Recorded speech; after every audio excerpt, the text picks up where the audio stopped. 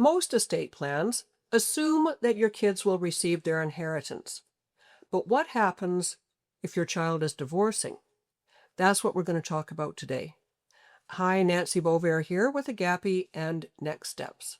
No one likes to think that their child will end up divorced, but it's a reality.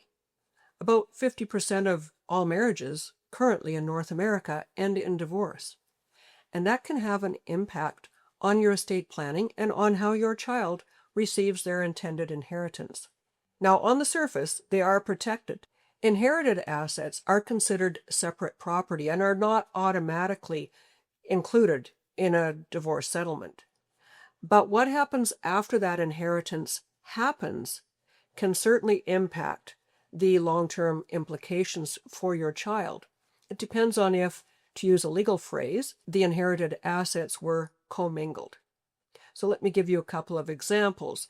Your child inherits $100,000 from you.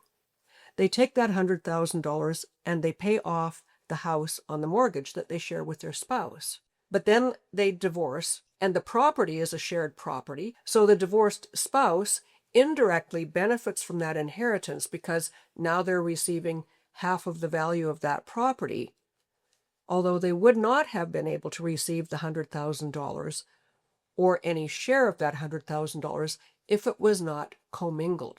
Once the funds get moved into any kind of a joint account, a joint scenario, it becomes very difficult to trace the origin of those, and therefore those inherited funds get pulled into the divorce dispute. Now, divorcing children can also become a real problem for the executor.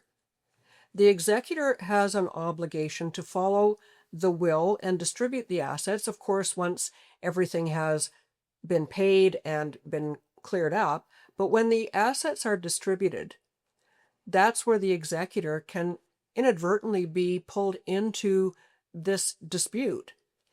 Even though an executor has nothing to do with family law, they do have to do with everything having to do with the distribution of the funds.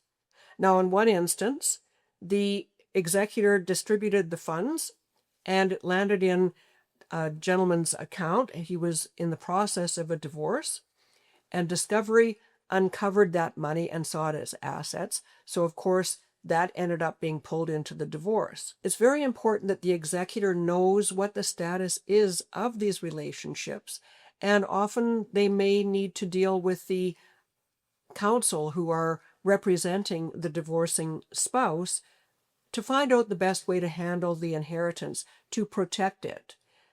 Now, this isn't to say that you're trying to do anything underhanded.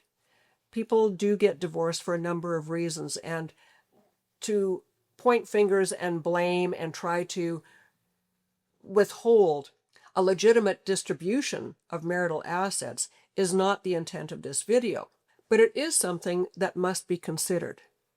And this is the kind of thing that takes place in the planning stages.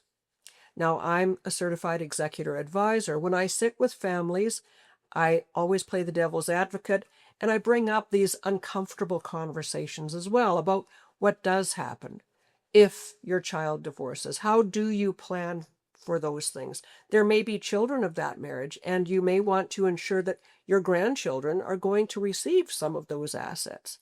Those are all things that have to be taken into consideration when you're doing your planning. Now, I get that a lot of times people aren't comfortable sitting down initially and having these kinds of conversations with somebody like me. That's why I developed my toolkit over on my website. I've got a number of tools over there that will help in different scenarios, for different planning scenarios. But the one that would be most applicable for this scenario would be the will blueprint. When you're doing your planning, it will guide you through 11 different stages. It will tell you what it is that you need to be considering and give you the document that you can print out and take to your lawyer when you're doing your estate planning. It covers all of these kind of scenarios and others that probably you just haven't thought of. Now, as always, I've got an article over on my website. The link is in the description box. Please go over and check into this a little bit more. And again, the intent of this video and this article is not to withhold any legitimate sharing of marital assets, but it is to make you aware when you're doing your planning to make sure that it's done in a way that ensures that your legacy and your assets are being passed on in the way that you intended.